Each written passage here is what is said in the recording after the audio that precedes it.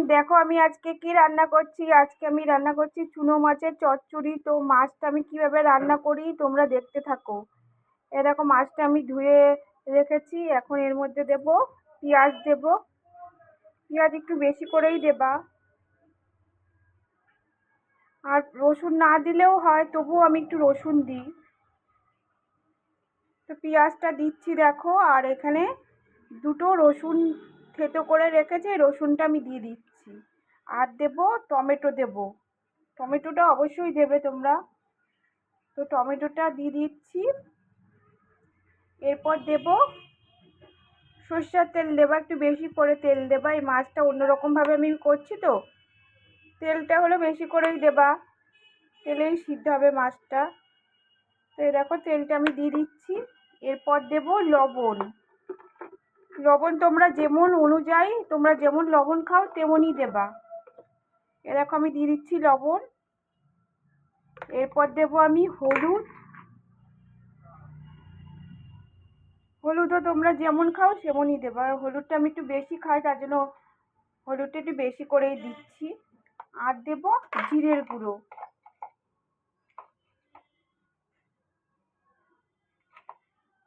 জিরের গুঁড়ো দিয়ে দিলাম। এরপর এর মাছে যে আলু বেগুনটা কেটে রেখেছি, সেই আলু বেগুনটা মাছে আমি দিয়ে দেব।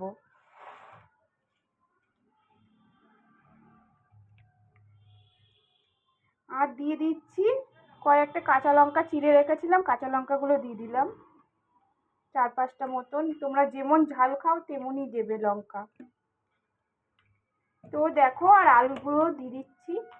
অনেকে আলু না দিয়ে শুধু বেগুন দিয়েও করতে পারো। আমি আলুটা দিই, আলুটা আমি যেহেতু ভালো খাই আমরা প্রত্যেকে, তার জন্য আমি আলুটা দিয়ে দিচ্ছি।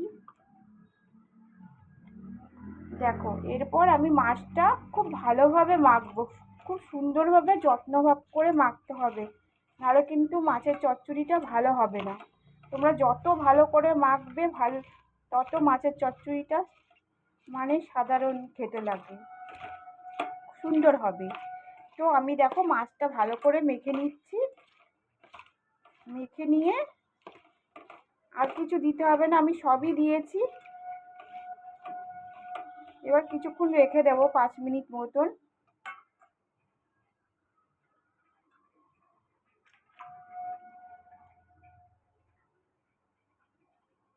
তো ফ্রেন্ড দেখো আমি কড়াইয়ের মধ্যে এই মাছগুলোকে ঢেলে দিলাম। এর মধ্যে অল্প করে জল দিতে হবে, যেহেতু এইটা পুরোপুরি সিদ্ধ হবে, আলু বেগুনটা মাছটাও সিদ্ধ হয়ে যাবে। অল্প করে জল দিয়ে এরকম ঢেকে দিতে হবে। দেখো আমি ঢেকে দিচ্ছি। 5 মিনিটের মধ্যে, এটা 5 মিনিট পর আমি খুলবো ঢাকনিটা। দেখো ঢাকনিটা খোলার পরে মাছ চচ্চড়িটার এরকম সিদ্ধ হয়ে গেছে, আর এরকম অবস্থা হয়েছে। তো দেখো কত সুন্দর লাগছে দেখতে। তো মাছের চচ্চড়িটা আমার পুরো রেডি হয়ে গেছে। তোমাদের কাছে রেসিপিটা কেমন লাগলো ফ্রেন্ড কমেন্ট করে অবশ্যই জানিও। তো আমি মাছের তরকারিটা আমি ঢেলে নেব।